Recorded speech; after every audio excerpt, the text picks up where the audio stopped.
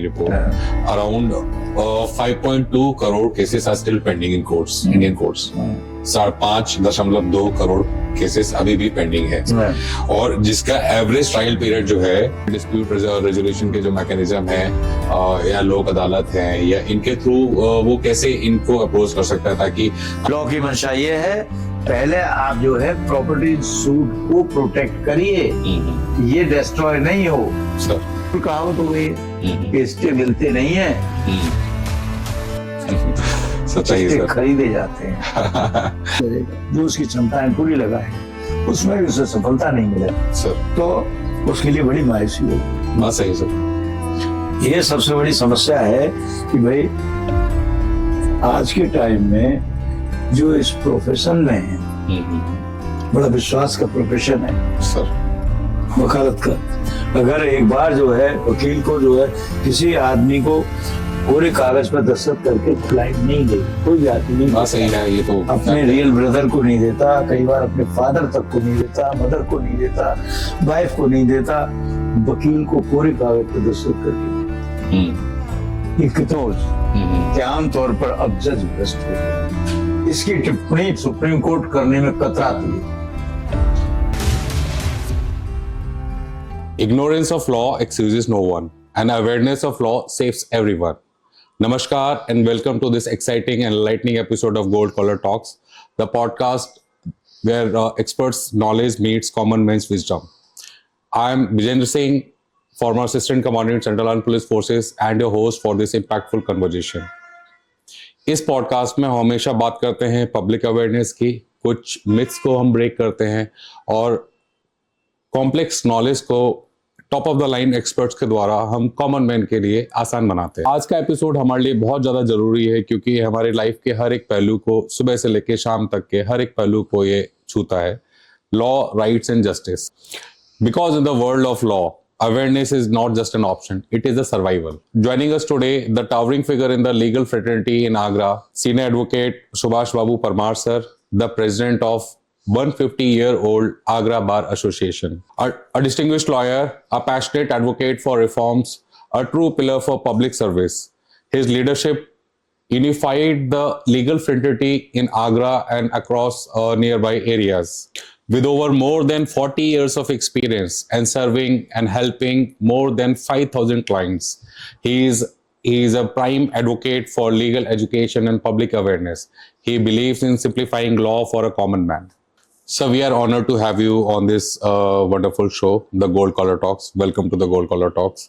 Sir, सबसे पहले तो हमारी ऑडियंस को सर ये बताइए, आपके शुरुआती दिनों में what inspires you the most to follow this career, legal career in your life? मेरे फादर इन लॉ थे श्री हरिगोपाल सिंह चौहान जी सर।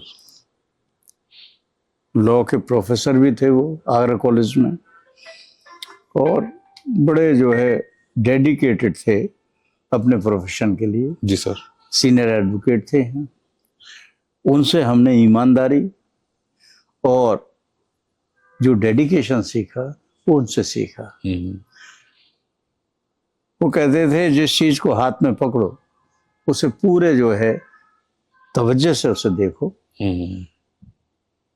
क्लाइंट है, अगर एक बार जो है उसका बकातनामा आपका उसके उसमें लग गया है, तो फिर अगर अगेंस्ट में चाहे फादर हो, चाहे ब्रदर हो, या कोई रिलेशन हो, उसकी कोई वैल्यू नहीं। एक बार बकातनामा आ गया किसी क्लाइंट का, तो आपका पूरा तवज्जो उसके प्रति रहेगा, पूरी ईमानदारी उसके प्रति होनी चाहिए, उसके साथ रहेगी। ये बात हमने पूरे जीवन फॉलो की। मेहनत का हमारा हिसाब ये रहा कि हम जो है कभी सुबह हमेशा जो है सुबह 4 बजे उठना, 4 बजे सीट पर बैठ जाना सर, जो कुछ भी निपटाना है 4 बजे से पहले निपटा कर फ्रेश होना, ये होना, 4 बजे सीट पर बैठना सर, 10 बजे तक पढ़ना, इसके बाद बिल्कुल छुट्टी। समझे, फिर शाम को हम जो है सिर्फ क्लाइंट डीलिंग रहती थी सर, पढ़ने का काम 6 घंटे। ये मुतवातिर हमारा रहा, आज भी है। आज भी आप 6 घंटे डेली पढ़ते हैं? आज तो हमारा जो है बिल्कुल चेंज, लाइफ का चेंज है। 75 ईयर्स एज है, तो हमारा जो है उठना 12 और 4 के बीच, जिस वक्त आँख खुल जाए उस वक्त हमारा उठना शुरू हो जाता है। 4 बजे तक हमारा जो है सब कार्यक्रम अपना चलता है। इस 4 बजे बाद फिर अपना ये प्रोफेशनल वर्क चलता है। किसी का कब केसेस, हम बहुत ज्यादा नंबर ऑफ केसेस में इंटरेस्टेड नहीं सर, क्वालिटी ऑफ जो वर्क में इंटरेस्टेड है। लैंड एक्विजिशन केस किया, पूरे तरीके से लैंड एक्विजिशन केस किए। आगरा विकास प्राधिकरण के पूरे केसेस लैंड एक्विजिशन के मेरे पास थे। आवास विकास के पूरे केसेस मेरे पास थे। और विभागों के जितने जो मिस्ट में केसेस पर प्राइवेट केसेस होते थे, वो जहाँ पर भी कोई जो है परेशानी हो तो वो जो है किसी को बताने की जरूरत नहीं, उन्हें परमार साहब के पास जाइए, कोई प्रॉब्लम सर। वहाँ जो है लैंड एक्विजिशन में केस किए। अर्बन लैंड सीलिंग में हमने केस किए, तो अर्बन लैंड सीलिंग में भी मतलब जो है उस प्रकार का बेटर था कि अगर कहीं प्रॉब्लम अटकती है सर, तो परमार साहब के पास चाहिए। वो तो है सर। अधिकारी अगर उसे प्रॉब्लम आ रही है किसी उसमें, तो वो जो है एक महीने इंतजार अधिकारियों ने किया है कि जून के महीने में कभी वो तो वहाँ खुलते हैं सर, क्यों ऑफिस, हमारी छुट्टी होती है जून के महीने, हम निकल जाते बाहर जो है, तो बोले नहीं परमार साहब आ जाएं, उनसे डिस्कस कर लें तब करें। तो मतलब जो काम किए वो इस प्रकार के किए कि फिर वो वर्क का उसमें कहीं वो नहीं रहा, क्वालिटी ऑफ वर्क रहा। जितने क्रॉनिक केसेस रहे वो सब हमारे पास रहे। Number of cases, private cases, हमारे स्टाफ है पूरा, तो मेरे पास केसेस कम रहते हैं। सारे जो है वैसे केसेस जो है सब स्टाफ डील करते हैं। अभी तो सर इतना एक्सपीरियंस हो गया, अब भी अगर आप केसेस इतने डील करेंगे तो क्या। हाँ, तो वो जो है, इसलिए मेन बात है क्लाइंट की प्रॉब्लम को समझना। बिल्कुल सर। क्लाइंट की प्रॉब्लम को समझिए, उसे डार्क में मत रखिए। कई बार क्लाइंट का जो है जेन्युइन राइट होता है, सारी चीजें होती हैं, लेकिन वो जो है लीगली जो है वो साउंड नहीं होता है। तो उसे बहुत होप होती है कि मुझे कुछ न्याय मिलेगा है? लेकिन कानूनी पोजीशन अगर उसके विपरीत है तो उसे बता के चलिए कि भाई कानूनी स्थिति ये है। अब आप उसको कैसे न्याय दिला सकते हैं, ये आपका जो है, ये आपका जो है सारा हुनर इस बात का है। एक आदमी को न्याय मिलना चाहिए, लेकिन कानून उसके साथ नहीं है। अब आप कानून को कैसे उसके प्रति ढालेंगे, उसकी जो समस्याओं के तरीके से, जिससे उससे न्याय मिले, यही सबसे बड़ी है। बिल्कुल बिल्कुल सर, बिल्कुल सर। एक्चुअली आप मैं आपके इस जवाब में जो मुझे सबसे ज्यादा सीखने वाली चीज मिली, चाहे जैसे हम सचिन तेंदुलकर के भी एग्जांपल लेते हैं, आप जो भी सक्सेसफुल लोग हैं अपनी लाइफ में ना, तो जैसे आपने बताया कि you are studying 6 hours daily right now. आज भी आप मतलब डे 1 जब से आपने ये तैयारी शुरू की होगी लॉ की, तब से लेकर आज तक आप पढ़ रहे हैं, तभी आप इतने अकम्प्लिश्ड और इतने इंस्पिरेशनल मतलब पर्सनालिटी आप बन गए। Thank you sir. तो अब सर शुरू करते हैं। अब हमारे कुछ क्वेश्चंस हैं जो हमारे ऑडियंस भी पूछना चाहती है, कुछ लीगल मिथ्स हैं और कुछ पब्लिक अवेयरनेस के टॉपिक्स के बारे में कुछ क्वेश्चंस हैं। तो sir my first question is like as per national legal service authority 80% of Indians ये फ्री लीगल एड के लिए क्वालिफाई करते हैं, but still as per data मात्र 1% लोग ही फ्री लीगल एड ले पाते हैं। तो ऐसा क्यों है सर, और मतलब लोग कैसे इसको अवेल कर सकते हैं जो फ्री लीगल एड के लिए क्वालिफाइड है, उनको कैसे वो जा सकते हैं अपने लिए फ्री लीगल एड के लिए? फ्री लीगल एड के लिए व्यवस्थाएं सब हैं, लेकिन उस प्रकार की सुविधाएं अवेलेबल नहीं हो पाती हैं सर। अगर किसी आदमी पर जो है ये क्षमता नहीं है कि वो अपना वकील हायर कर सके, तो एप्लीकेशन दे सकता है डिस्ट्रिक्ट जज के यहाँ, लेकिन वहाँ कोई अच्छा एडवोकेट जो उसकी समस्या का समाधान कर सके वो उसके साथ नहीं आएगा। वहाँ तो जो उनकी लिस्ट में अवेलेबल है वो लोग वहाँ आएंगे। वो भी समझते हैं कि हर आदमी से हमारा केस डील नहीं हो सकता सर। ऐसी स्थिति में वो उनसे बहुत होपफुल नहीं है। एक रूटीन केस हो वो बात अलग है, लेकिन जो कंटेस्टेड मैटर्स हैं उनमें जो है फ्री वाले जो वकील हैं वो कैपेबल नहीं होते, सक्सेसफुल नहीं है। आदमी चाहता यह है कि भाई उसकी समस्या है उसका कोई रिजल्ट पॉजिटिव आए। क्यों? अगर वो जो है टाइम वेस्ट करेगा, पैसा भी वेस्ट करेगा, जो उसकी क्षमताएं पूरी लगाएगा, उसमें भी उसे सफलता नहीं मिले सर, तो उसके लिए बड़ी मायूसी होगी। बात सही है सर। ये सबसे बड़ी समस्या है कि भाई आज के टाइम में जो इस प्रोफेशन में है, बड़ा विश्वास का प्रोफेशन है सर, वकालत का। अगर एक बार जो है वकील को जो है किसी आदमी को कोरे कागज पर दस्तखत करके तो क्लाइंट नहीं देगा, कोई भी आदमी नहीं बात सही है। ये तो अपने रियल ब्रदर को नहीं देता, कई बार अपने फादर तक को नहीं देता, मदर को नहीं देता, वाइफ को नहीं देता, वकील को कोरे कागज पर दस्तखत करके दिया। ये कितने विश्वास का प्रोफेशन है। दुख होता है कई बार उसके साथ अगर धोखा हो जाए तो। इसलिए मैं समझता हूँ अच्छे वकील कभी ऐसा नहीं करते हैं, उस विश्वास को निभाते हैं वो लोग सर। और इसीलिए जो है लोग विश्वास करके पूरे तरीके विश्वास करते हैं, कोरे कागज पर दस्तखत करके दे आते हैं सर। और 100 50 कागज जहां वो कहता है यहाँ निशान लगा देता है वकील दस्तखत करिए कर देते हैं सर। इसलिए वकील को अपने कर्तव्य के प्रति पूरे तरीके से सचेत रहना चाहिए। बिल्कुल बिल्कुल सर। उसे सीरियस होना चाहिए कि मेरी थोड़ी सी लापरवाही से ये कार्य खराब हो सकता है, दूसरे की लाइफ में बड़ा फर्क पड़ सकता है उससे। जो लोग इसे लाइटली लेते वो निश्चित रूप से प्रोफेशन के प्रति ईमानदार नहीं। और फिर बाद में वैसा परिणाम भी भुगतते होंगे सर। तो बिल्कुल वो तो बड़ नेचुरल बात है, लेकिन आज जो है कुछ खराबियां उत्पन्न होने लगी हैं बिल्कुल सर। इस प्रोफेशन में। मैं समझता हूँ ये जो है खराबियां ये अच्छे वकीलों में ये ना आए। अच्छे वकीलों का जब तक वो रहे तभी तक इस प्रोफेशन की आन बान शान है, समझे। हमारी जुडिशरी है, जुडिशरी में जजेस को ईश्वर का दर्जा दिया गया। और आज हर स्थिति क्या है कि एक पहले वो जो है सुप्रीम कोर्ट का वो आया था कि ये एवरीवन नोज कि लेखपाल जो है आमतौर पर भ्रष्ट होता है। एवरीवन नोज कि आमतौर पर अब जज भ्रष्ट हो गया है। इसकी टिप्पणी सुप्रीम कोर्ट करने में कतराती है सर। एक्चुअली जानते नहीं है वो। Actually contempt of court sir इतना सीरियस ये नहीं, वो खुद उन पे तो नहीं है कंटेम्प्ट ऑफ कोर्ट सर। वो तो कर सकते हैं कि दिस इज प्रिज्यूम्ड सर कि आम जज जो है वो करप्ट हो गया है। यस सर, वो करते भी हैं, मैंने देखा भी है। नहीं करते हैं। अभी जो एक केस हुआ जिसमें नोट जले सुप्रीम कोर्ट के जज के, क्या उसकी कोई फेयर टिप्पणी आई? क्या इतने आसानी से वो केस दब जाना चाहिए था? नहीं दबना चाहिए था सर।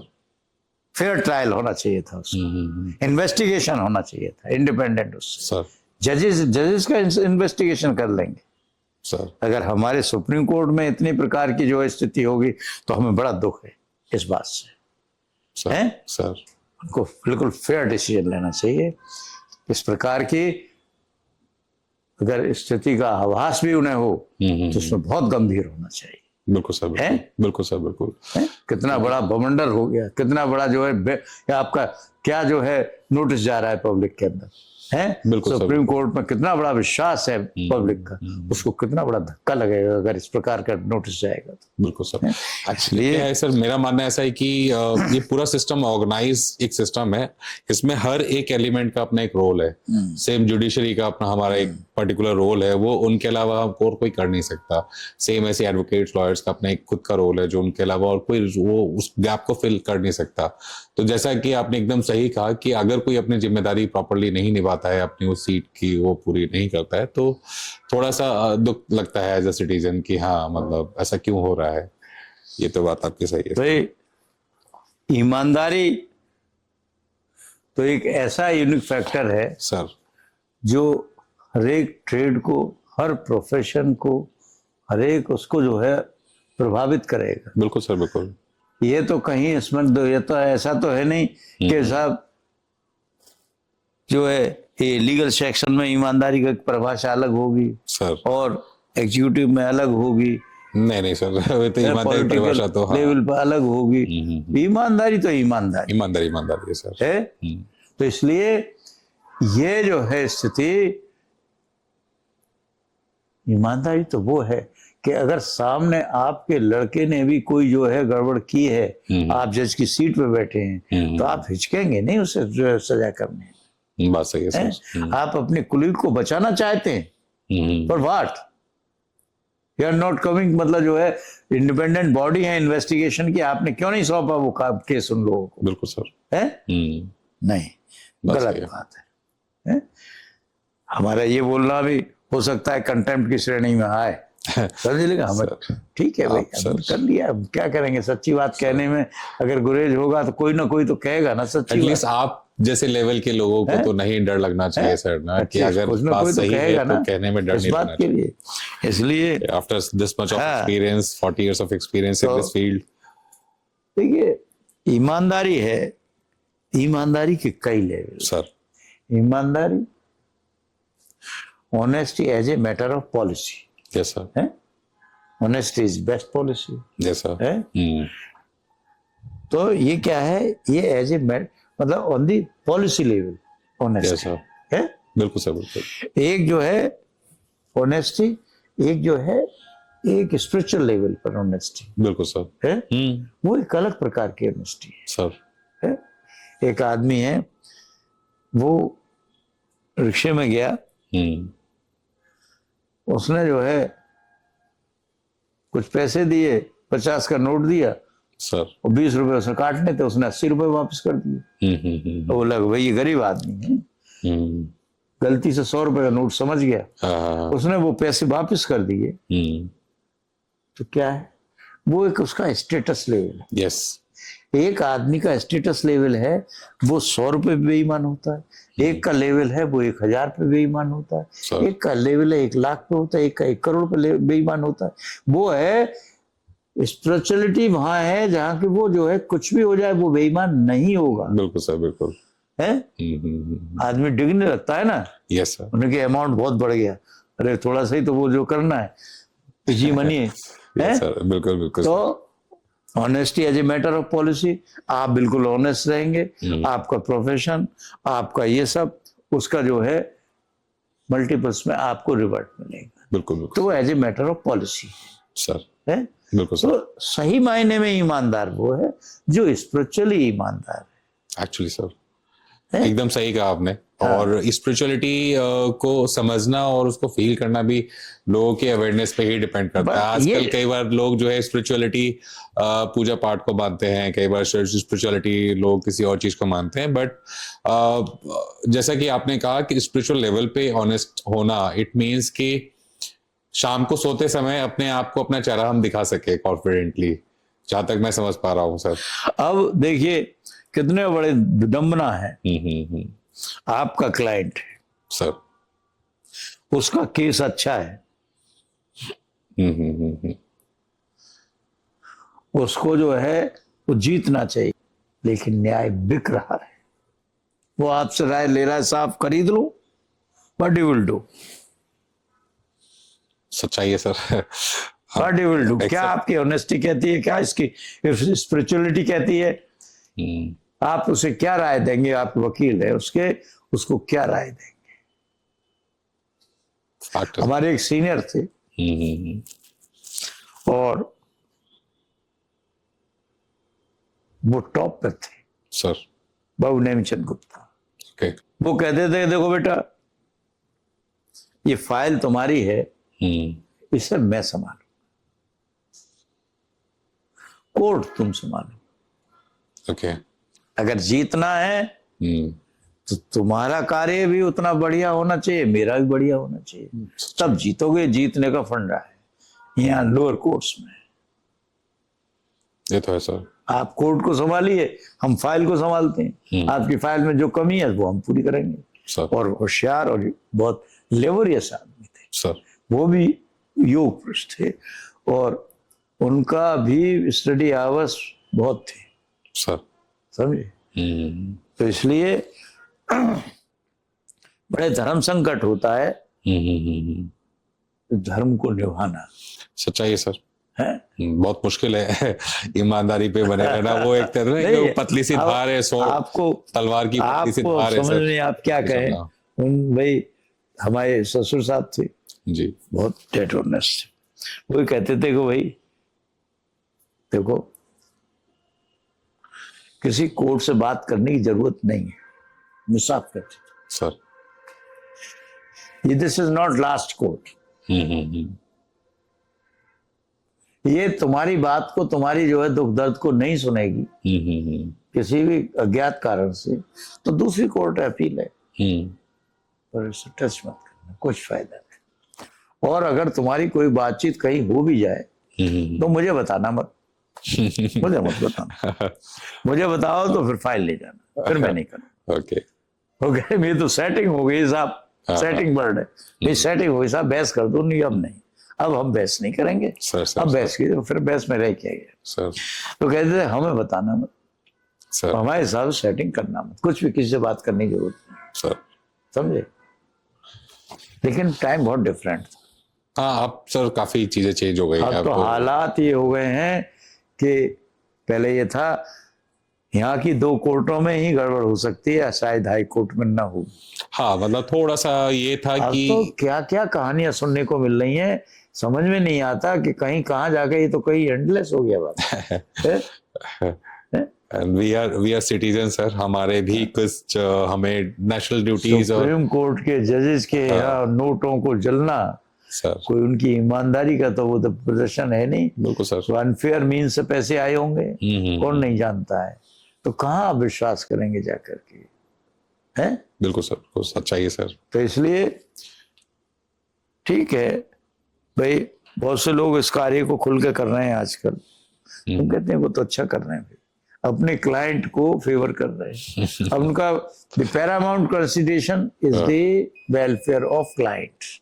सर खुल के कहते हैं the Paramount consideration For is lawyer or welfare advocate of is- my client. Yes sir, that is a basic ethic मुझे तो ऑफ क्लाइंट को जितवाना है, चाहे कैसे। कैसे जीतेगा हाँ, नो doesn't मैटर। matter। मेरा धर्म तो यही है। Sir this is not a good thing, नहीं sir, this is not a good thing कि भाई किसी आदमी को इसलिए हारना पड़ रहा है कि वो उस प्रकार को जो है, उनको उसके पास वो असेट्स नहीं है। हाँ वो सर, नहीं ये लीगल प्रोफेशन की मेरे ख्याल से ये एक प्रीरिक्विजिट है कि अगर जब तक ये अपने क्लाइंट फोकस नहीं रहेगा काम, तब तक नहीं काम हो नहीं करिए पाएगा। आप, लेकिन उसको जो है, हमारे ससुर साहब का जो था वो बहुत उच्च श्रेणी की चीज से, उनकी नहीं परवाह मत करिए, ये क्या डिसाइड करेगा, सर और दूसरी कोर्ट है। लेकिन क्वेश्चन ये है, यहाँ तो स्थिति ये है कि एक जो टेम्परेरी इंजेक्शन है, यदि ये नहीं मिला तो आपके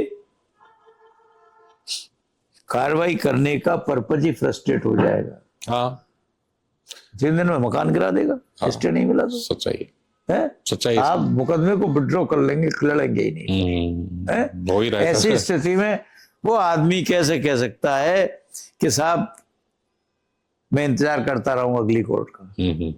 उसे तो उसी दिन जो है स्टे मिलना चाहिए, जिस दिन दावा हुआ है तो उसकी जान बच रही है। तभी उसकी अगर उन्होंने property इशू बच नोटिस पाएगी। कर दिया कि दोनों पार्टियों सुन के करेंगे, पर्पज फ्रस्ट्रेट हो गया, समझे। बिल्कुल सर। जबकि लॉ की मंशा ये है, पहले आप जो है प्रॉपर्टी सूट को प्रोटेक्ट करिए, ये डिस्ट्रॉय नहीं हो। सर यहाँ तो मशहूर कहावत हो गई है कि स्टे मिलते नहीं है, सच्चाई है स्टे सर। खरीदे जाते हैं, है? तो खरीद रेट क्षमता हो आपको तो पता बता, होना चाहिए। क्यों? हाँ, तो इसलिए गरीब आदमी कहाँ से खरीदे, बात सही है सर। है? सर तो जब सुनता है उनकी फीस, बड़े वकील साहब फीस 1,15,000 रुपए, वो तो 1,15,000 नहीं है उस पर, है? वो तो समझ के आया था कि 10-5। असल में क्या है, अभी हमारी इकोनॉमी इतनी स्ट्रांग नहीं हुई है सर। जो इस प्रकार के स्कैंडल्स को झेल सके। बिल्कुल सर। गांव का आदमी जब उस पर 2-4 लाख रुपए हो जाते हैं तो वो बड़ा भारी अपने आप को बड़ा आदमी समझता है। कंधे और चौड़े हो जाते हैं, मजबूत हो जाते हैं कंधे। बाकी तो आदमी रोज बस सुबह से शाम तक कमाता है, रात को रोटी खाता है। सर ये हालत है। इसलिए उस पे ऐसे आदमी पर 10-20 हजार रुपए हो तो वो समझता है बहुत सुखी आदमी हूँ कि मेरे पास कर्जा किसी का नहीं 10-20 हजार। अब वो मुकदमा करने चला, नहीं 10-20 हजार की क्या, या तो कोई औकात ही नहीं 10-20 हजार की है। सर 10 हजार में छोटा वकील नहीं मिल रहा है, क्यों साहब? बिल्कुल सच्चाई और है फिर सर। वो जाओ उन्होंने कि वाकई तुम्हें जो है कोई रिलीफ ही चाहिए, तो भाई फिर तो जो है आपको जो है ऐसा अपने- खर्चा करना पड़ेगा। भाई फाइल ही तो देख सकते हैं हम, हैं? फीस तो नहीं तो देंगे। ऐसी स्थिति में लोगों के हाथ मायूसी मिलती है। फिर चलिए वो कुछ कर भी ले, इधर उधर से कर्जा करके ये सब करके सबके पेट भरे, अपना पेट काट करके, सर फिर भी उसको न्याय क्या मिलता है? सालों साल जो चलते चले जाते हैं, कोई मतलब नहीं। किस मतलब से डेट पड़ गई? आज तुमने डेट फिक्स की थी, आज काम क्यों नहीं हुआ? सर ऊपर से प्रावधान है 3 एडजमेंट से ज्यादा नहीं होंगे, इस पर जो है क्यों इग्नोर किया जा रहा है? बिल्कुल सर, हमारा नेक्स्ट सवाल भी इसी से रिलेटेड है। As per supreme court e committee report, around 5.2 crore cases are still pending in courts, Indian courts. 5.2 crore cases अभी भी पेंडिंग है, और जिसका एवरेज ट्रायल पीरियड जो है वो 6 साल का है। एवरेज ट्रायल ड्यूरेशन जो है 6 साल से ऊपर की है मैक्सिमम केसेस में। तो इस सब चीजों का इम्पैक्ट एक आम आदमी पे कैसे पड़ता है कि इतने सारे केसेस पेंडिंग है, मेरा नंबर अगर मेरे को मैं लगाता हूँ तो 6 साल में भी शायद हो ना हो। और दूसरा है कि कोई इंडिविजुअल ये फास्ट ट्रैक कोर्ट्स और जो अल्टरनेट डिस्प्यूट रेजोल्यूशन के जो मैकेनिज्म है या लोक अदालत है, या इनके थ्रू वो कैसे इनको अप्रोच कर सकता है, ताकि हम एटलीस्ट कॉमन मैन को हम ये अवेयर कर सकें कि अपना केस हमें बहुत जरूरत हो तभी हम जाएं, ताकि हम पेंडेंसी ऑलरेडी हम कुछ कर सकें। अगर और कोई माध्यम है अल्टरनेट डिस्प्यूट रेजोल्यूशन का, लोक अदालत है या फास्ट ट्रैक कोर्ट्स है, तो उसमें वो कैसे कॉमन मैन जा सकता है और ये इम्पैक्ट कैसे करता है उसको sir? Of the democracy. Is this correct sir? 140 crore लोगों का जो है डेमोक्रेसी है सर। करप्शन होगा तो लिटिगेशंस होंगे, सर लिटिगेशंस की पेंडेंसी है, लेकिन ये कुछ भी नहीं है। अगर वाकई में न्याय जल्दी मिले सर तो इससे मल्टीपल्स में केसेस आएंगे। लोग उम्मीद छोड़ चुके हैं, लोगों की उम्मीद नहीं है कि हमको कोई न्याय जो है न्यायपालिका देगी। वो तो उनकी मजबूरी है कि सिवाय हमें तो कोई रास्ता शेष ही नहीं रहा, हमारे सातों द्वार बंद हैं सर, हमें कोई मदद नहीं कर रहा है, पुलिस नहीं मदद कर रही, हम इतने स्ट्रांग नहीं पैसे से किसी तरीके से, तो हमें कोर्ट में जाता है आदमी इसलिए मजबूर होकर है। किसी बहुत बड़े उत्साह से और न्याय ऐसे नहीं जा रहा है कि उससे न्याय मिल जाएगा। बिल्कुल सर, बिल्कुल है, एक मुकदमा भी झेल चुका होगा तो मुकदमा करना ही नहीं चाहेगा। हाँ बिल्कुल है, सच्चाई। इसलिए देखिए, जब तक कि किसी देश की डेमोक्रेसी फेल करनी हो तो उसकी जुडिशरी को फेल कर दीजिए। ये तो सच्चाई है, समझे? ये एग्जीक्यूटिव तुम्हारा जितना भी है, जितने भी जो है पॉलिटिकल लेवल है, ये डेमोक्रेसी को, जुडिशरी को फेल करने पे तुला हुआ है सर। इतने बड़े ऊपर से सारे मेजरमेंट्स लगाए हुए हैं लोअर कोर्ट्स पर, येलो फाइल, ब्लू फाइल, ये इसको जो इतना साल हो गया इसको जल्दी निपटाइए, निपटाइए। What is about the high court? Sir हम यहाँ मुकदमा करके भेजते हैं, हमारे खिलाफ कोई गलत ऑर्डर हो गया है, वहां से स्टे नहीं मिलेगा और वो प्रोसीडिंग भी डिसाइड नहीं होगी, यहाँ ओरिजिनल सूट डिसाइड हो जाएगा, उसका प्रोसीडिंग का हम करेंगे क्या फिर बाद में? है क्या ये कभी जो है इस पर विचार हुआ? क्या हाई कोर्ट ने संज्ञान लिया, सुप्रीम कोर्ट ने संज्ञान लिया है? हाई कोर्ट में जजेस नहीं है सिविल के, दुर्भाग्यपूर्ण स्थिति है सर। ये तो सच्चाई है सर, अब लोगों को बहुत वो जो कटते हैं सिविल केसेस को करने से, सिविल केस चले जाते हैं, पड़े रहते हैं, चलते रहते हैं सर। है बिल्कुल सर, बिल्कुल। वो आदमी करना नहीं चाहता है, तो कहाँ न्याय तो मिलने की क्या संभावना? आदमी को क्या इच्छा होगी, क्या शक्ति होगी? है ये तो है सर, हम लोग टसल तो ये एग्जीक्यूटिव और जुडिशरी के बीच का टसल तो हम लोग सिंस इंडिपेंडेंस हम लोग देखते आ रहे हैं, देखिए चाहे वो गोपालन केस से हो, केशवानंद भारती केस हो, और फिर कितनी उम्मीदें थी ठीक है बेसिक स्ट्रक्चर बना मोदी जी तो से कि आएंगे, करप्शन दूर होगा, फलाना होगा, टिमका होगा। सर हालात ये है जुडिशरी में करप्शन का कि बढ़ गया है, कम नहीं हुआ है। Sir this is on camera sir. और सुनो सर ये करप्शन, सर ये क्रांतिकारी कदम उठाने से होगा। Yes, 24 घंटे नहीं लगेंगे इस करप्शन को खत्म होने में, 24 घंटे। सर आदमी में जिगर होना चाहिए सर उस प्रकार का, मतलब जो डिसीजन लेने का। योगी के अलावा किसी में ये वो नहीं है, ये कलेजा कि वो ये डिसीजन ले सके इस प्रकार के। पटवारी अगर पकड़ा जाता है, sir why the collector is not equally culprit for that offence. तेरी जो है उसके नीचे पटवारी ये गड़बड़ कर रहा है, तुम्हारी वही सजा होगी जो उस पटवारी की होगी, है? आपको इक्वली ट्रायल किया जाएगा आपका इसके साथ। देखिए पटवारी की हिम्मत क्या है जो काम कर जाए। बस ये सर इनकम System के टैक्स का, सारे- इनकम टैक्स ऑफिसर आईटीओ अगर पकड़ा जाता है तो income tax commissioner is equally culprit है। आप करिए तो सही, you will be hanged in the चौराहा, सबके सामने आपको हैंग किया जाएगा। उनकी इस कमिश्नर के अंडर में ये आईटीओ ने बदमाशी की है, कर तो जाए कोई आईटीओ, किसी का मजाल नहीं होगा। है? ये तो सच्चाई है सर। जो है यहाँ कौन सा क्या नाम था उनका, बाबा जो तो यहाँ आए ट्रांसफर हो करके, यहाँ हम जो इंस्पेक्शन एप्लीकेशन लगाने जाते थे तो इंस्पेक्शन एप्लीकेशन 12 बजे तक लगती थी, ओके और 12 बजे तक लगती थी, 3 रुपए की टिकट लगाया, बॉक्स में डाल दिया, वो जो है 2 बजे तक नंबर आ फाइल इंस्पेक्ट होती। ट्रेंड क्या था कि 20 रुपए और ऊपर से दो तो किसी वक्त भी डाल दो, सर है? तो भाई जो हम जिन्हें भेजते थे वो करने के ऐसे करते थे सर कि लेट हो गए तो 20 रुपए और ऊपर से दे दिए। अब वो गए साहब, उनके वो जो है, अरे अरे अंदर रखो ये पैसे, कौन आ गया है? क्या नाम था बाबा का उनका, वो जो है अपने वो हो गए थे, मिनिस्टर भी हो गए, बाद वो जो एमपी हो गए। सो बोले कोई अब 1 रुपया नहीं लेगा सर कलेक्ट्री में। ये हौफ था उस आदमी का, है?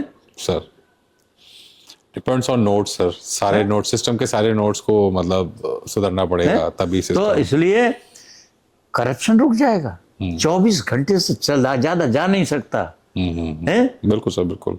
उन्होंने कहा जैसे एक ऐलान किया था रात के 12 बजे के बाद ये करेंसी अब जो है प्रभावी नहीं रहेगी। छोटा सेंटेंस है। उन्होंने कि कलेक्टर साहब जो है अगर पटवारी लेखपाल पकड़ा गया then equally hang with the collector lekhpal, है? आप एक सेंटेंस करिए तो सही प्रोनाउंस है। Head of the institution will be equally culprit with his subordinates. बिल्कुल हैं? सर, बिल्कुल This आप kind- देखिए कैसे कमांड होता है, सच्चाई है सर। है? लेकिन आपको डर क्या है, हमारी कुर्सी नहीं रहेगी। ब्यूरोक्रेट्स के ऊपर कुर्सी आपकी डिपेंड करती है। आप ब्यूरोक्रेट से झगड़ा कैसे लेंगे, सर हैं? सर। ये क्रांतिकारी कदम होगा, आपके अंदर कलेजा होगा तो आप स्टेप ले सकते हैं ये। सर इसलिए जुडिशरी जब ही जुडिशरी सही कार्य कर सकेगी जब ये जो है स्कैंडल्स यहाँ से खत्म होंगे, हैं? केस चलते ही वो हैं, समझे? बिल्कुल सर बिल्कुल। जिस केस को जज साहब चलाना चाहें तो महीने भर में डिसाइड हो सकता है, हाँ, नहीं तो 2-4 पीढ़ियां गुजर जाना हो डिसाइड। ये तो है सर, ऐसा हुआ भी है सर। हाँ। पीढ़ियां गुजरी है लोगों की अपने केस को उठाने में। अरे हमारे पर्सनल केसेस 1998 से चल रहे हैं और अभी साहब चल रहे हैं, सब चल रहे हैं अभी। चल रहे हैं Okay. Personal cases. लेकिन है यही हमने ये नहीं मालूम पड़ने दिया कि किसी को ये ना हो कि साहब वकील साहब हम कभी गए नहीं उन केसेस में, किसी को ये नहीं मालूम पड़ने दिया ये परमार साहब के केसेस हैं। आदमी ये ना कह के साहब अनड्यू एडवांटेज ले रहे हैं इस बात का, बस बस है। केस होने का चलते रहे। सर हैं? आज कितने साल हो गए, 25-27 साल हो गए चलते हुए, सर सर समझे? हैं? मेरे होंगे डिसाइड जब हो जाएंगे बात सही तो है। इसलिए मेरा कहना है कि हर आदमी को अपना धर्म निभाना है। भाई ये सब चीजें समय से ठीक होंगी और कोई ना कोई ऐसा आएगा जरूर जो इसको ठीक करे। जरूर ठीक होगी सर। बिल्कुल ठीक मेरा मानना है होगा। सर, हम इंडियंस एक हाँ, ऐसी क्यों जो हम सोसाइटी है सर। सोचते हैं हाँ। हमारी ये वॉइस इसमें जाएगी, शायद मोदी जी को पल्ले पड़े है। सर उन्हें तुम्हारा कलेजा हो 24 घंटे के अंदर हो सकता है, रास्ता हम बता रहे हैं, सर करिए आप। बिल्कुल सर, बिल्कुल बिल्कुल। Why collector should not be prosecuted? Why income tax commissioner should not be prosecuted? Why chief justice should not be prosecuted? तेरे अंडर में तेरा मुंसिफ ये बदमाशी कर रहा है, तुम एक कल्प्रिट नहीं हो, बात सही है सर। है? कुछ ना कुछ रिस्पॉन्सिबिलिटी तो बननी चाहिए सर। एडमिनिस्ट्रेटिव जज सर है, जानते नहीं है, सर क्यों नहीं प्रोसिक्यूटेड? उनका प्रोसिक्यूशन होना चाहिए, जैसा है? इसलिए आपको इसकी रूट को उखाड़ना है तो ऐसे जो है पत्तों पे नहीं झूलना होगा, आपको रूट पकड़नी होगी। सच्चाई है सर। होने की बात क्या है? उन्हें देखिए 10-20 का जो है 10-20 को जो है हो सकता है भाई खरबूजे के चोर को जो है फांसी लग जाए, है? सर, लेकिन फिर रुक तो जाएगी चोरियां। बिल्कुल सच्चाई है सर। हाँ। आपने देखा होगा सर, आज के डेट पे ना अगर हम बात करते हैं अबाउट प्रिजन्स की, तो as per national crime record bureau data, 75% of the Indian prisoners जो आज के डेट में जेल में बंद है सर, वो 75% आज भी अंडर ट्रायल में है, and they are waiting for their trial. बिल्कुल ठीक है। 75% हमारे जो जेल में जितनी भी जेलें बनी हुई है स्टेट गवर्नमेंट में, उनके अंडर पे जो प्रिजनल एंड करेक्शन सर्विसेज के अंडर जो जेल्स है, तो उसका 75% सर बहुत होता है सर। ऐसा क्या, आपको क्या लगता है सर, ऐसा क्यों है? और एक आम आदमी जैसे उसके साथी से या उसके घर वालों से कोई पेटी ऑफेंस, कोई छोटे मोटे क्राइम अगर हो जाते हैं, तो उसमें वो क्या सावधानियां बरत सकता है जिससे उसको मतलब जेल जाने की जरूरत ना पड़े? देखिए, इस पर बहुत सारी चीजें जो हैं कोशिश तो की जा रही हैं, लेकिन सही मायने में इसको इम्प्लीमेंट जो करेंगे वो जब तक जो है ये उनकी इच्छा शक्ति ये नहीं होगी उन्हें जल्दी निपटाने की, तब तक कुछ करिए कुछ नहीं, सब वो उसी डर्रे पे आ जाती है फिर वो चीज भी। And as per you sir, who are the implementing agencies और इम्प्लीमेंटिंग अथॉरिटीज इन सब चीजों के लिए सर? ये तो this is the responsibility of the court, judiciary as well and executive also. Court में जज, दोनों साइड के वकील, all 3 persons are the officers of the court. Sir ये 3 आदमी जब तक जो है उसको ठीक प्रकार से नहीं चाहेंगे तो तक कैसे होगा? सच्चाई है सर। है? It's all about system. अकेले किसी वकील की दोष नहीं है, अकेले किसी जज का दोष नहीं है, ये तीनों का दोष है। सच्चाई सर। है? उन्हें मेरे वकील का, मेरे क्लाइंट का केस कमजोर है तो मैं दिस वे और दैट वे इसको लंबा खींचूं, है? ये गड़बड़ नहीं, ये भी गड़बड़ नहीं। गलत है सर। ये जज साहब से मतलब जो है मेरे लाइसेंसिंग ठीक नहीं है तो इनके जज साहब सामने नहीं कराना है, हमें किसी और के सामने कराना, किसी प्रकार से हम जो इसको टालें। है सर। भाई कोर्ट के आंखों में पट्टी बांधी गई, वो क्यों बांधी गई? उन्हें आप जो है किसी प्रकार से ये आक्षेप ना आ जाए कि इसका लाइसेंसिंग ठीक नहीं है। आप किसी को क्या उनके कंडक्ट को, क्या उनके व्यवहार को, क्या उसको देख रहे हैं? आप वकील से नाराज हो गए, उसका केस खराब किया, कटा कौन? क्लाइंट। बिल्कुल सर। आप बताइए। हाँ, है अनबायस्डनेस और वो जो न्यूट्रलनेस, इसलिए आंखें बंद रखिए, कान खुले रखिए, दिमाग को जागृत रखिए। सर है सर। तो इसलिए और सर जो ये पेटी ऑफेंसेस होते हैं, जो छोटे मोटे क्राइम हो जाते हैं हमारे घर वालों से या किसी हमारे साथी से, तो उसमें वकील के पास में उसकी एक अच्छे वकील से कंसल्टेशन कितना जरूरी है और कितना जल्दी उसको लेना चाहिए ताकि जेल जाने की नौबत ना आ सके सर? ऐसे क्या मतलब आम आदमी क्या कर सकता है ऐसे केस में? देखिए भाई, वैसे तो क्योंकि कई सारे मैक्सिमम सर जेल में, मैं जो मेरा ऑब्जर्वेशन रहा है, जेल में सर पेटी क्राइम्स वाले जो छोटे मोटे क्राइम किसी ने कर दिए तो उनके भी अंडर ट्रायल के कारण जो है वो जेल में बंद है। वहाँ भी सरकार का जो है बजट उसमें भी जा रहा है और बाकी सारी चीज़ों में भी एक एडमिनिस्ट्रेटिव बर्डन तो बढ़ ही रहा है सर हर किसी चीज़ का। तो ये तो है सर। जहाँ तक है, एक तो डॉक्टर और एक वकील, सर ये घर घर में है, और आप एक सलाह पूछो 10 सलाह आपको वैसे ही मिल जाती हैं। सर सर तो आदमी कंफ्यूज हो जाता है कि मैं किसकी मानूं, किसकी ना मानूं। सर इसी प्रकार से सही उसको जो है, कौन वकील है, किसके पास जाना चाहिए, किसके पास नहीं जाना चाहिए, ये उसको अंडरस्टैंडिंग भाई गांव के आदमी को ये भी नहीं हो पाती सच्चाई है। गांव के ऐसे इनफैक्ट शहर के आदमियों को भी शहर है, को जो भी अवेयर नहीं काय है, को वो जो नहीं है हो पाता उनको इस बात का वास्ता पड़ा है तो उन्हें नहीं हो नहीं हो पाती। पाता है। तो पहली बात तो उन्हें जो है ये मालूम हो कि भाई हमें सही राय कौन दे सकता है, सर तब वो उस जगह पहुंचे। फिर सवाल ये है कि ये कंसल्टेशन का जो है वो है, ये आसान होना चाहिए, सरल होना चाहिए और सस्ता होना चाहिए। अफोर्डेबल होना चाहिए आम लोगों के लिए। हाँ, क्यों, कुछ लोगों का तो एक शौक हो जाता है, उन्हें कि ठीक है, उन्हें वकील साहब बैठे होंगे, चलो 10 मिनट इनसे ही बात कर लूं, हाँ, इनसे मिलकर ही आ मसला जाएं। कर जरा लूं, अपने केस तो की आधा घंटे पूछ खराब के आ कर जाएं। गए। हाँ, हाँ, समझे।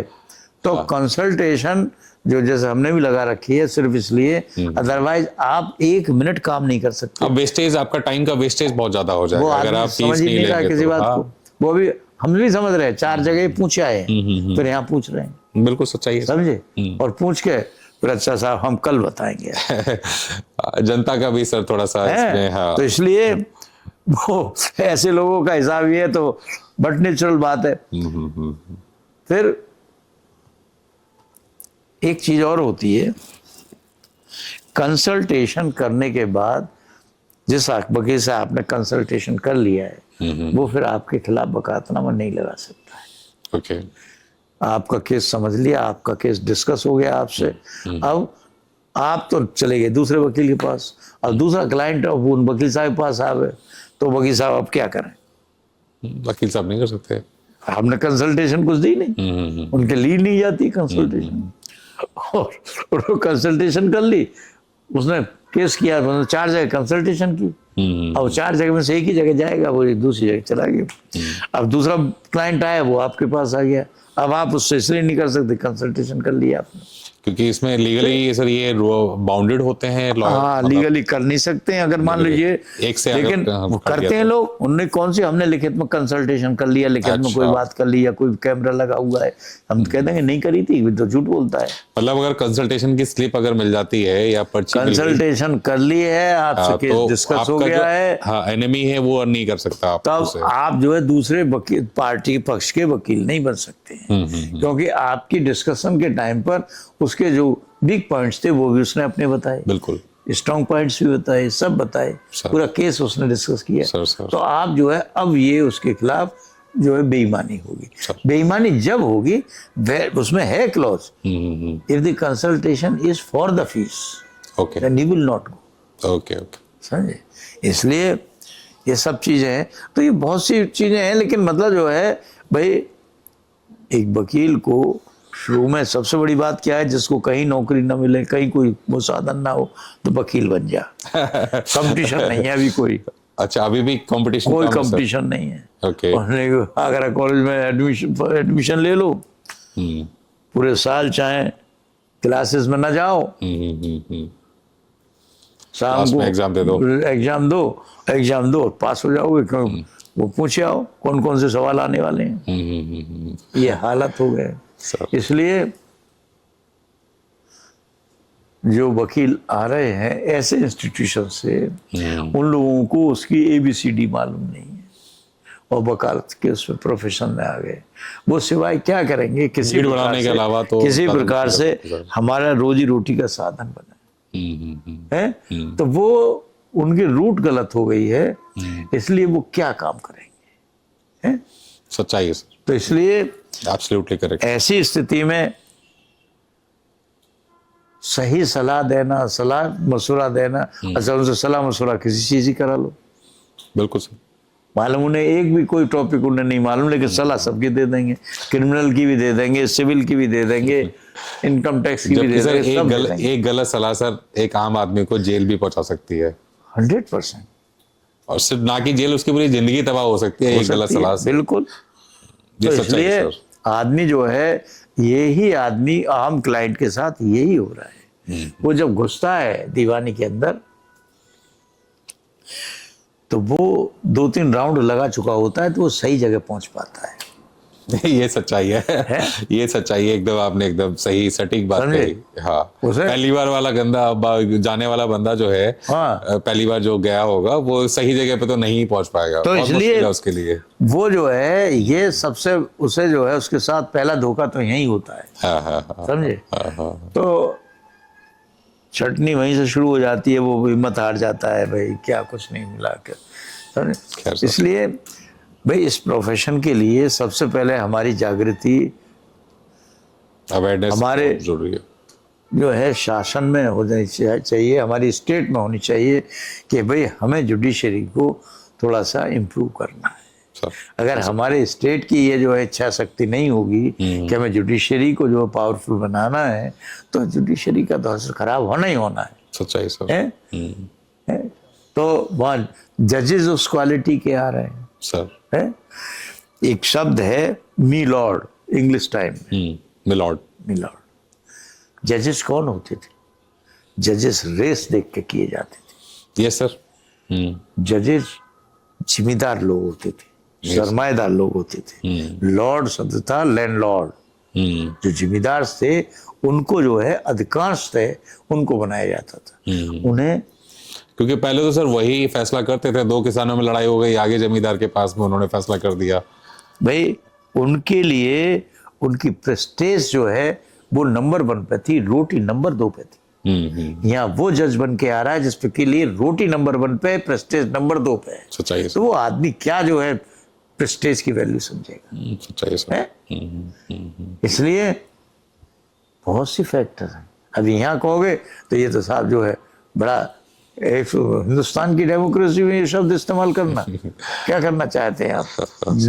भाई उनको कभी मौका ही नहीं मिलेगा क्या? अरे भाई मौका मिलेगा दूसरों की गर्दन काटने के लिए नहीं हाँ है। बिल्कुल सर। आप अपने आप इम्प्रूव करिए, दूसरों की गर्दन काट के नहीं। बिल्कुल सर, बिल्कुल है? बिल्कुल सच्चाई है सर। तो इसलिए जब तक आप जो है एक एक बात पर इनका विचारण यहाँ नहीं होगा, है? ऐसे ऐसे लोग आ रहे हैं जिससे आप जो है ईमानदारी का एक्सपेक्टेशन कर ही नहीं सकते हैं। ये तो है सर। इनफैक्ट सर इसलिए अभी ये जो है बहुत सोच समझ करके इनका चुनाव करना, सर। ये सब चीज करना ये बहुत लाजमी है, बहुत मुश्किल है। होगा धीरे धीरे होगा सर। जब मोदी योगी आए हैं तो कोई और भी थोड़ा सा हिम्मत वाला भी आएगा, बिल्कुल सर, समझे? आएगा, समय लगेगा। झटके से हो जाएगा। इसमें यह नहीं लगेगा धीरे धीरे। सर चाइना ने कहा कि हिंदुस्तान चिल्लाता है कि साहब बेरोजगार बेरोजगार, और हमने इतना इम्प्रूवमेंट कर लिया रोजगार। इम्प्रूवमेंट क्या होता है? 24 आवर्स रोज बेरोजगारी खत्म। Okay. This is our system, हाँ हाँ, ये शक्ति तो है सर। हम दिस इज अवर निश्चय सिस्टम। अगर चाइना कहता है दिस इज अवर सिस्टम। 24 घंटे बेरोजगारी समाप्त। हमारे पास इतने पॉपुलेशन है, इतने जॉब हमें ऑफर करने हैं, हमारे पास 1000 आदमियों में 200 जॉब है। हमारा 5 दिन में एक आदमी का नंबर आएगा, जॉब तो सबको मिलेगा प्यारे लाल। काबिलियत भी होनी 5 चाहिए, सर। दिन में एक आपको दिन काम करना है। सर 9 घंटे 24 घंटे की ड्यूटी है तो आपको 24 घंटे हमारा काम चलता है तो आपको 5 घंटे काम करना है। सर हमारे हो गए 1000 आदमी उसी 200 जॉब में। 1000 आदमी बोल, हमारी पॉपुलेशन क्यों बेरोजगार बैठी रहे? उसे 2 घंटे का काम मिलता है हफ्ते में, 2 घंटे काम दीजिए, उसके अंदर कॉन्फिडेंस तो आएगा मैं भी काम करता हूँ, काम करके खा रहा हूँ। एक्सपीरियंस तो आएगा। हम देख रहे हैं कि साहब वो जो है रिजर्वेशन कर दो, फलाना कर दो। काय का रिजर्वेशन है? जब हमें तो 100% जॉब देना है तो रिजर्वेशन काय बात का है? खत्म रिजर्वेशन है? सही सर, तो चाहिए। वो कहते हैं काय का रिजर्वेशन और काय के साथ वो जो है अनएम्प्लॉयमेंट। हमारा तो 24 घंटे में एम्प्लॉयमेंट खत्म कर दें हम इंडिया का, सर। है? सर एक्चुअली क्या है, अभी एक और मुद्दा है सर जिसके लिए जो बहुत ज़्यादा चर्चा में है और सबसे ज़्यादा इम्पैक्ट करते हैं लोग उनसे ना sir. As per supreme court judgement in Lalita Kumari versus UP government, उसमें उन्होंने मैंडेट दिया था कि there should be immediate FIR registration for all kinds of cognizable offences, उसमें मैंडेटरी कर दिया एफआईआर करना। बट स्टिल आज भी जो है एफआईआर को रजिस्टर करने में काफ़ी रिफ्यूज़ल फेस करते हैं आम जनता फ्रॉम पुलिस साइड। तो एफआईआर सर कई बार नहीं कर पाते हैं, या पुलिस के पास भी इतना ओवरबर्डन होता है कि वो नहीं उसको नहीं कर नहीं, पाते। कोई ओवरबर्डन ठीक है।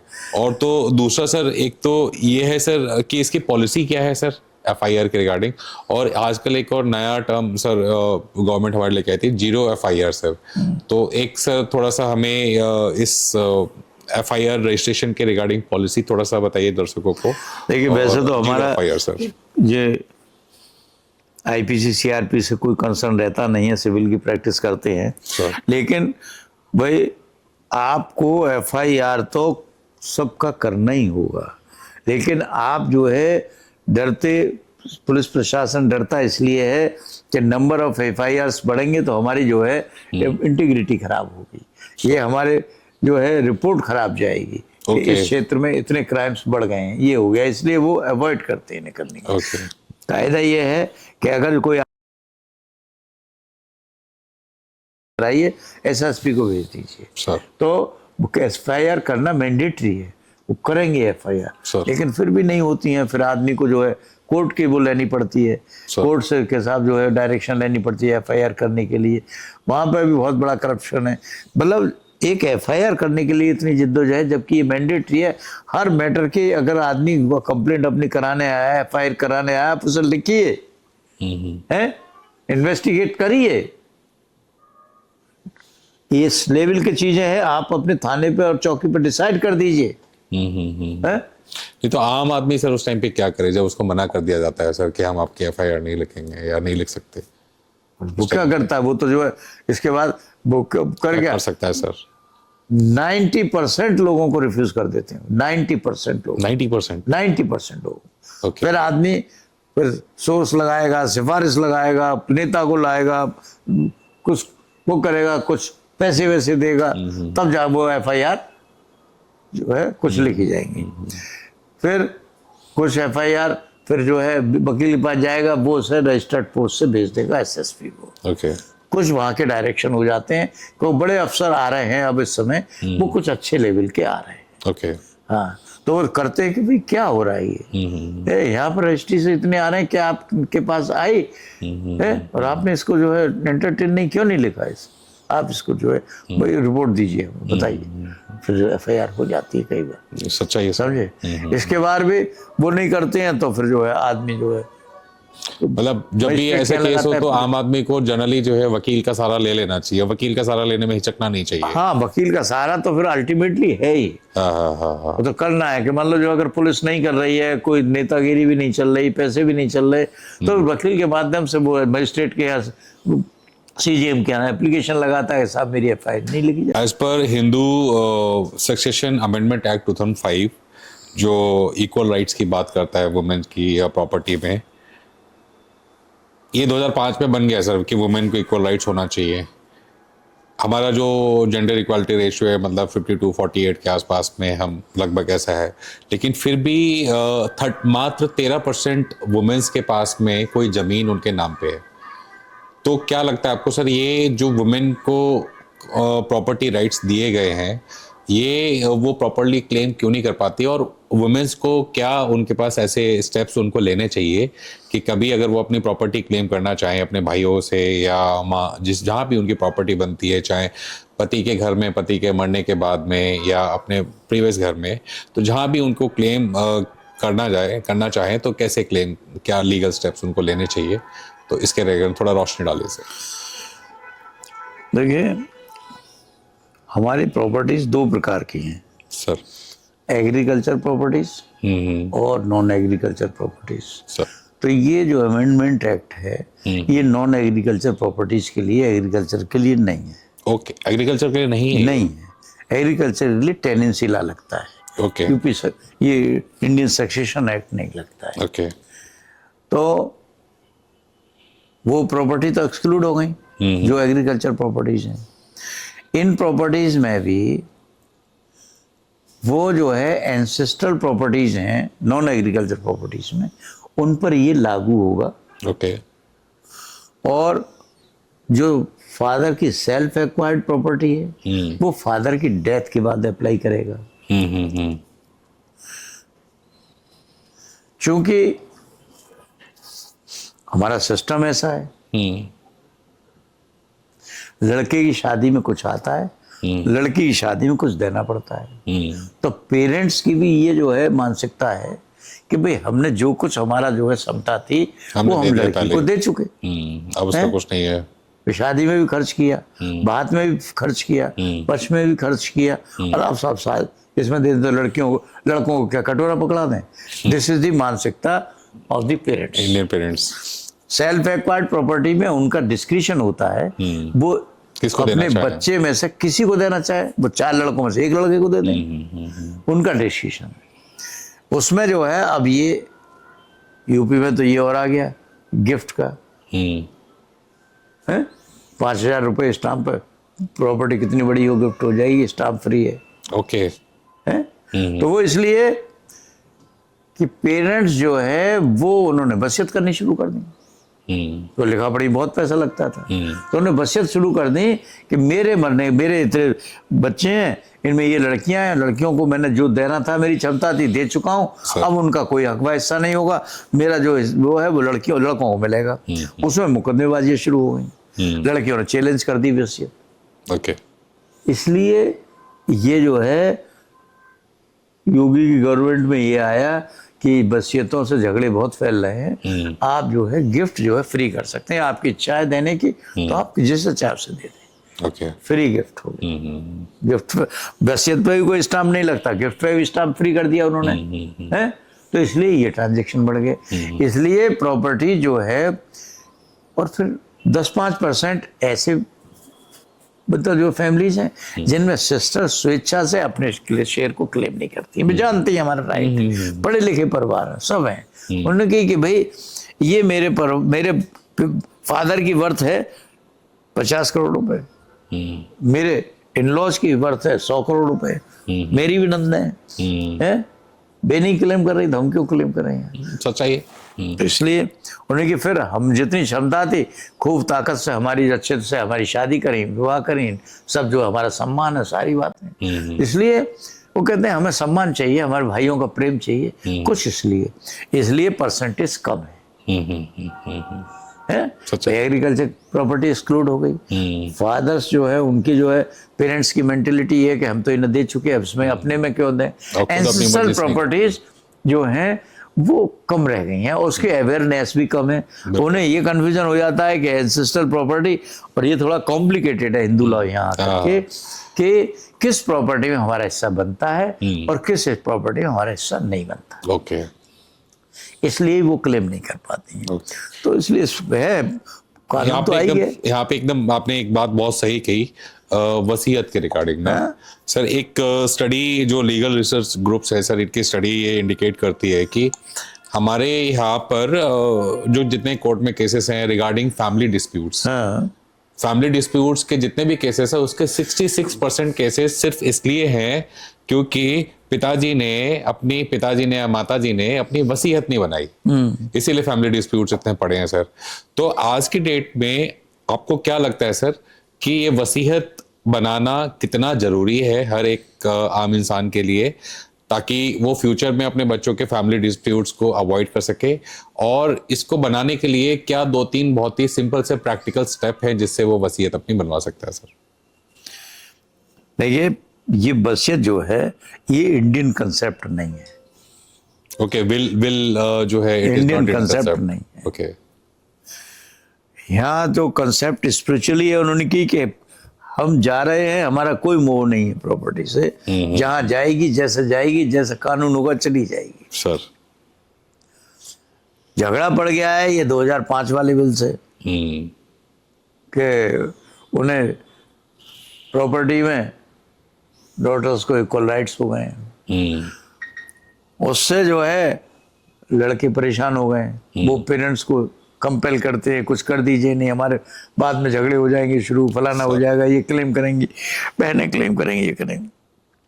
इसलिए ये व्यवस्थाएं होने लगी हैं। लेकिन चलिए यूपी में तो ये इन्होंने व्यवस्था कर दी कि भाई स्टाम्प फ्री कर दिया, तो आप गिफ्ट कर दीजिए। वसीयत का ऐसा है कि वसीयत के लिए कोई रजिस्ट्रेशन आवश्यक नहीं है। ओके। तो उन्होंने वसीयत बनाई, उन्होंने मरने के बाद बैकडेट बना ली दूसरी वसीयत, अच्छा झगड़े शुरू हो गए। जी, तो लीगल सर वसीयत किसको माना जाता है और कैसे क्या बनती है? वसीयत तो जिस आदमी ने स्वेच्छा से अपने हाथ से करी हो, उसका थंब इम्प्रेशन, उसका निशानी अंगूठा, रजिस्ट्रेशन, ये सब प्रॉपर होने चाहिए। अच्छा, एक स्टैम्प पेपर लगता होगा 100 रुपए का या 1000 रुपए का? वो stamp is not necessary. Okay. कोई तो वो सादा कागज पे भी रजिस्टर्ड हो जाती है, वो कोई ऐसी बात नहीं, स्टाम्प अच्छा, की जरूरत नहीं सादा होती। कागज पे भी registered हाँ, होती है। वसीयत में स्टाम्प नहीं लगते हैं। ओके। तो इसलिए वो अब इस सब को देखते हुए खेती की वसीयत के लिए उन्होंने रजिस्ट्रेशन कंपलसरी कर दिया। बिल्कुल। उन्हें खेती की वसीयत जो है नहीं कर सकते आप। लेकिन झगड़े तो नॉन एग्रीकल्चर लैंड में ही हुई हैं। हाँ झगड़े तो बहुत ज्यादा है, हर इसलिए किसी को चाहिए रजिस्ट्रेशन सर। चूंकि मस्त नहीं है वहां पर, इसलिए बैक डेट में हो जाती है वसीयत। हाँ आज बैठ के बना लो वसीयत, सर। पिताजी मर गए 10-5 साल पहले, उन्हें आज वसीयत बना ला, वकील कह देता वसीयत बना के ले आओ, तब तुम्हारा लड़ने का कोई ठिकाना होगा नहीं, लड़ने का ही ठिकाना नहीं होगा। सच्चाई है सर। समझे? तो इसलिए ये जो वसीयत थी, ये सारे झगड़े जो पड़े हैं, जो हम ट्रैक से हट गए, हिंदू मैरिज एक्ट आ गया, और कोई कंसेप्ट था हमारे यहाँ हिंदू मैरिज एक्ट का? है हमारे यहाँ क्या कंसेप्ट था? है मोहम्मडन्स में 4 शादी होती है ना, तो गिनती नहीं थी, कितनी कर लो, कोई पाबंदी नहीं थी। हिंदू में? हिंदुओं में क्या पाबंदी थी? हाँ कोई जो limitation एक्चुअली में हिस्ट्री कहती है हमारी, वो तो मतलब पॉलीगैमी हिंदू लॉ में, नॉन कोडिफाइड हिंदू लॉ में कोई जो है वो नहीं है। Polygamy is totally permitted. समझे? और वहां तो माइथोलॉजी थी। एक उपन्यास है गोली, आचार्य चतुर्सेन का। ओके। ये दरोगा शब्द जो है, राजा के शादी होती थी, जो राजा की बेटी होती थी उससे होती थी, उसके साथ 10-5 जो है बानियां आती थी। गोला गोली सर। गोला गोली, गोला गोली भी सर हमने हिस्ट्री में पढ़ा है। गोला तो उनके वो बच्चों जो को है कहते आती थे। थी, उनकी बाकायदे भामरे पढ़ के आती थी, ऐसा हाँ थोड़ी हाँ है। सर, बिल्कुल सर। भामरे पढ़ रानियों के के आती साथ थी। में जो आती थी। और वो उसकी सहेलियां होती थी, बानियां कोई नौकरानियां थोड़ी होती थी। उनसे उत्पन्न संतान को गोला दरोगा कहते थे। उनसे उत्पन्न ये संतान, अच्छा। गोली से उत्पन्न जो संतान था, ओके। वो दरोगा कहलाता था। That was the personal security of the king. Okay. हाँ, ये सर हमारे लिए काफी इंसाइटफुल है। ये दैट पहली वाज बार द लोगों को पर्सनल पता सिक्योरिटी चलेगा। Of the king. और उन दरोगाओं से उत्पन्न जो संतान थी, वो राजपूत कहलाती थी। ओके। है? और जो छत्राणी से उत्पन्न संतान होती थी, वो क्षत्रिय कहलाते थे। आज तो किसी राजपूत क्षत्रिय से सवाल पूछो तो वो यही नहीं समझेगा कि मतलब क्या है, डिफरेंस क्या है। ओके ओके, सच्चाई है सर। समझे? हाँ। लेकिन जो लोग हैं वो जानते हैं उन्हीं की जो राजपूत है, क्षत्रिय नहीं है। है? लेकिन अब विभेद इतना हो गया है, इतना साइनोनिमस हो गया है राजपूत क्षत्रिय। तो ये सब चीजें जो थी पहले, सब इसके परमिटेड थी, नीट थी, सारी चीजें थी। हैं? आज तो झगड़े के कारण बन गए हैं। बिल्कुल सर। भाई सारी पुरानी व्यवस्थाएं जो थी, वो ऋषि मुनियों की व्यवस्थाएं हैं। वो डीप जेनेटिक कैरेक्टर को देखते हुए की गई हैं, जीन्स को देख करके सारी व्यवस्थाएं की गई हैं। ये मैन की मेंटेलिटी अलग होती है, वुमेन्स की मेंटेलिटी अलग होती है। वुमेन्स होमोजीनस होती है, वो जो मैन हेट्रोजीनस होता है। इसलिए दुनिया की कई शब्दों में, कहीं किसी भी सभ्यता में बहुत रेयर से रेयर बात अलग, एक्सेप्शन अलग है, अदरवाइज वहां स्त्री कभी एक से अधिक शादी नहीं करती है एक समय में। है? ये पुरुष हर संप्रदाय में हर जगह मिलेंगे। है? क्यों? ये जेनेटिक कैरेक्टर। आप उस जेनेटिक कैरेक्टर को कैसे रोक पाएंगे? है? बात सही है सर। समझे? इसलिए हमारे यहाँ ये विसंगतियां उत्पन्न करने के ये मूल आधार हैं कि हमारे जो है संविधान निर्माताओं में, कानून बनाने वालों में इन बातों की गहन जानकारी नहीं थी ओके। और उन्होंने उसको महत्व को नहीं समझा है और कानून उल्टा सीधा तोड़ मरोड़ कर दिया है। घर में नाली बंद कर दीजिए तो गंदा पानी पूरे घर में बहेगा। हाँ, नाली का अपना इम्पोर्टेंस नाली का भी अपना इम्पोर्टेंस है, बिल्कुल सर। है। हाँ। इसलिए ये सब व्यवस्थाएं थी पहले है और जो सब लीगलाइज फॉर्म में थी। वो यहाँ तो सवाल ये अंग्रेजी पढ़े आए तो बे सबसे ज्यादा कॉन्स्टिट्यूशन तो जानने वाले। ये जो फैमिली डिस्प्यूट्स है सर, आपको क्या लगता है ये पहले इतना नहीं होते थे? पहले इतना फैमिली में जो आपस में लड़ाई, आज के टाइम में इतने डिस्प्यूट हो रहे हैं भाइयों भाइयों में, पहले की अपेक्षा मतलब भाइयों में डाइवोर्स केसेस कितने बढ़ गए। फैमिली डिस्प्यूट का सबसे बड़ा तो भयानक रूप यही सामने आ रहा है। अब तो जो है भाई डाइवोर्स का केस आ गया, लड़की बहुत ज्यादा वरीड नहीं है, लड़का भी बहुत वरीड नहीं है, उन्हें ठीक है हटाओ, खत्म, नई बात बन रही है। अब सर, पहले हमारा कंसेप्ट ये रहता था मैट्रिमोनियल केसेस में कि इन्हें लंबा खींचिए, शायद फिर ये में आपन बात बन जाए। अब उनके अब टाइम खराब मत करिए, जल्दी निपटाइए। अब कंसेप्ट ये बिल्कुल सर, ये सच्चाई है। अब इसलिए जमाना थोड़ा बदल गया है। अब टाइम बदल रहा है, टाइम की डिमांड है। लेकिन है यही कि मतलब ये सब चीजें परिणति है उन सब चीजों की जो गलत कानून बन गए सर। अब सर लास्ट में सर हम लोग एक हमारा क्विक मिथ बस्टर सेशन होता है, इसमें बहुत शॉर्ट में आप जवाब दीजिएगा। हमारे पास 6 क्वेश्चंस है सर। शुरुआत करते हैं पहले क्वेश्चन से कि क्या किसी मिसिंग पर्सन की रिपोर्ट तुरंत फाइल कर सकते हैं या कुछ समय व्यतीत करने के बाद उसकी रिपोर्ट फाइल होनी चाहिए? आज के टाइम में ये कानून बदला जाना चाहिए। 3 दिन का कोई इंतजार की बात नहीं है, इमीडिएटली आप उसकी रिपोर्ट दर्ज करें और इन्वेस्टिगेशन शुरू करें। अभी प्रेजेंट क्या सर, क्या कानून है, कितना अभी टाइम? तो ये है कि आप 3 दिन तक वेट करिए साहब, 3 दिन तक शायद वो कहीं चला गया हो, आपको 72 आवर्स। हाँ, ये जो है उसके बाद आपको। सेकंड क्वेश्चन, क्या पुलिस बिना वारंट के अरेस्ट कर सकती है और किस केसेस में अरेस्ट कर सकती है? 1-2 केसेस। देखिए, पुलिस बिना वारंट के अगर अरेस्ट करना शुरू कर देगी तो इस समाज में और भी अधिक भयानक स्थिति हो जाएगी। बिल्कुल सर, बिल्कुल। इसलिए उस पर राइडर होना बहुत जरूरी है, क्योंकि उनका कंडक्ट अभी पुलिस के हिसाब से नहीं है। जैसा उनको पुलिस को होना चाहिए वो पुलिस है ही नहीं है। मतलब कर सकती पुलिस है के लिए होना चाहिए, लेकिन पुलिस तो हो, पुलिस नहीं है। Okay okay. इसलिए इन पे तो राइडर जो है कोर्ट का हो तभी करें, तभी ठीक है। नहीं किसी बगैर रिपोर्ट के तो ये जो सब काम कर देते हैं। यहाँ से बिना उसके वारंट के भी अरेस्ट किया जा सकता है कई सारे केसेस में। अरे यहाँ से उठा के ले गए साहब, यहाँ से उठा के ले गए और कोई उसकी रिपोर्ट दर्ज नहीं करी, कुछ नहीं करी किसी केस में इन्वेस्टिगेशन नाम पर, और वहाँ जिस आदमी का वो था उसका तो मार पीट करके मार ही दिया उसे, मुरादाबाद ले जा करके, समझे।